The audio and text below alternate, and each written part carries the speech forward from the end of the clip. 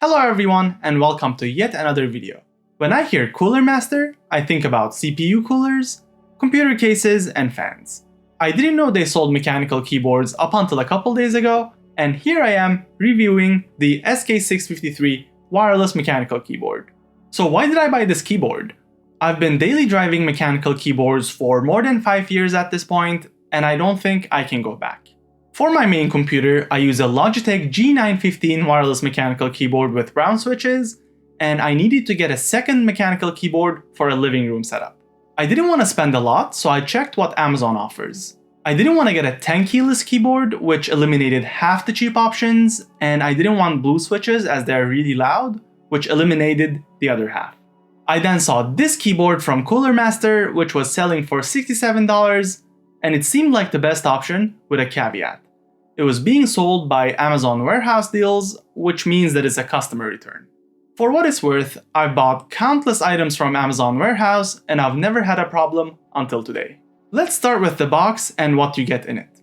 If you look at the Amazon listing and the Cooler Master website, you'll initially think that it's a 2.4 GHz wireless keyboard, which means that it should have a USB wireless receiver. That's definitely what I thought as well until I looked at the box. I realized that I fell for it when I saw the Bluetooth logo. Lo and behold, in the box, you don't get a wireless receiver.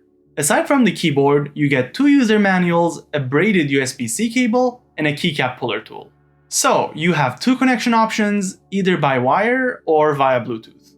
I personally don't think Bluetooth is reliable on Windows, and I would definitely not want to use my keyboard over Bluetooth on Windows, so this wasn't ideal. Unsurprisingly, I've tried this on macOS countless times and it's much more stable. The build quality is better than I expected. The bottom half of the keyboard is plastic while the top half is metal. There is very little chassis flex, which is nice. It's quite light, which is supposed to be good for an on-lap setup. Obviously, there are 2 plastic feet underneath the keyboard to angle it, and they are really sturdy. The design and the build quality obviously fall short of the more expensive options like the Logitech G15, but if you compare it in its price range, it's actually quite good. By the way, there's a switch on the left side of the keyboard that acts as a Bluetooth toggle. It has per key RGB lighting that can be controlled either via the Cooler Master app or with keyboard shortcuts. Also, the legend is really easy to read, and this is about all the good things I have to say about this keyboard. The keycaps are way too large and they have sharp edges. The problem there is that it's really hard to figure out which key you're pressing, especially if you're not looking at the keyboard. In the last couple days, I ended up either pressing the wrong key or pressing 2 keys at once. This gets worse when you have the keyboard on your lap due to the way that the keys are angled, so it's really hard to figure out what you're pressing even if you're looking at the keyboard. Also, something that's weird, there is no right-click button on the keyboard. In terms of key switches, I would definitely go for blue because I really like the clicky feedback if the noise wasn't a concern. On the other hand, I like red switches because they're completely quiet, but there's no feedback. So in my opinion at least, brown switches are supposed to be the switch in the middle that most people would go for because they are clicky enough that you get the feedback while also being quiet enough that you don't bother people around you. Have you ever tried using blue switches in a room where there are other people? It gets annoying really quickly. Anyway, my G915 has brown switches and this Cooler Master is also supposed to have brown switches. However, the switches on this keyboard are weird. If I pull the keycap, I definitely see that they're brown, but there's very little feedback and there's more noise than I would want. So it's pretty much like using red switches, but with more noise. Cooler Master claims that they use low profile switches, but this keyboard isn't low profile. If you check the keys, the amount of travel they have is way too much for a low profile keyboard. Ultimately, if you're coming from a more expensive keyboard, you might feel like you're not even typing on a mechanical keyboard. However, again, the experience is still comparable to other budget-friendly mechanical keyboards. What's funny there, by the way, is that the numpad feels much better than the rest of the keyboard. Anyways, I mentioned that in this price range, this is still acceptable, so let's keep going. In terms of user experience, I'll start with the Cooler Master app. It's supposed to let you set up macros and lighting settings as well as other miscellaneous settings, So I tried to give it a shot. First and foremost, it only works when you're connected with a wire, so it doesn't work over Bluetooth at all. So make sure that you first connect it with a wire. When you first connect it, it'll ask you to download a new firmware if there's an update available. And during this update, the app seems to be unresponsive for a while. Don't worry, it will go through the update process and it'll ultimately work. So that's the first step. Secondly, I honestly wish that there wasn't an app because it's so clunky and slow and buggy that it hinders the overall experience if you're connected by a wire. If you're connected over Bluetooth, this isn't a concern for you anyway because the app won't work. And if the app doesn't work, you have to rely on the shortcuts. But I have a problem there too.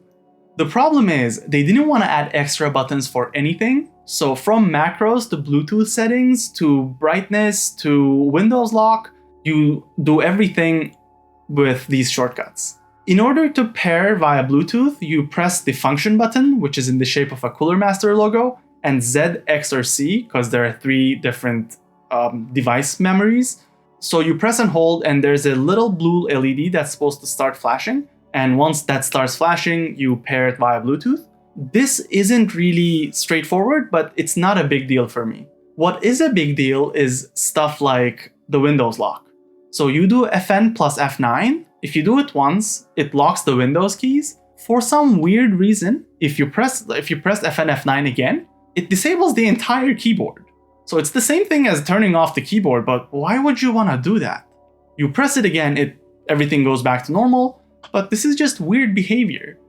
What's worse is that the legend doesn't match the functions. So here, in order to decrease the volume, you're supposed to do Fn plus page down, but if you do that, it acts as next track. If you look at the box, it has a different legend compared to the keyboard. The legend on the keyboard, at least for multimedia keys, is wrong. This I've never seen before. I said that Bluetooth on Windows, especially for keyboards, isn't reliable, but I wasn't gonna give up before I gave it a shot. Pairing is easy. As I said, you do Fn plus Z, you press and hold, it enters pairing mode, you connect it to your computer. Perfectly fine, I did that. It worked for a couple minutes, and then it completely shut itself off. After that point, I was not able to connect this keyboard via Bluetooth to any device. Not to my computer, not to my iPhone, not to any tablets, nothing. This might be a one-off issue. My keyboard might be a lemon. After all, I got it from Amazon Warehouse, which is supposed to be customer returns, and it's entirely possible that a customer returned this keyboard because it wasn't working correctly. However, judging by the Amazon reviews, I don't think I'm the only one. These keyboards never took off, they never gained popularity, and it seems like at least half the reviews mention these keyboards dying sooner or later. Regardless, I wouldn't rely on Bluetooth for my keyboard, especially if I'm getting a mechanical keyboard. Unfortunately, the latency is going to be much worse than a wired connection or a 2.4 GHz wireless connection. Overall, even excluding the Bluetooth issues, this keyboard does not fit my use case. The keycaps are way too large and it's really hard to type on this keyboard, especially if you have it on your lap. In terms of alternatives, you could get a similar keyboard from Amazon Warehouse deals, or if you want something brand new, I found this keyboard from Red Dragon, which is supposed to be nice. It's definitely a Logitech G915 clone from the way it looks and the modes that it supports, but it seems to have decent reviews and it seems to be a decent keyboard in general. I haven't tried it myself, so don't take this as a recommendation, but I would say that if this keyboard is on your shortlist, I would take it out immediately. Thank you so much for watching. Please consider liking this video if you liked it, dislike it if you didn't. Please consider subscribing to my channel so I can make more videos. Take care.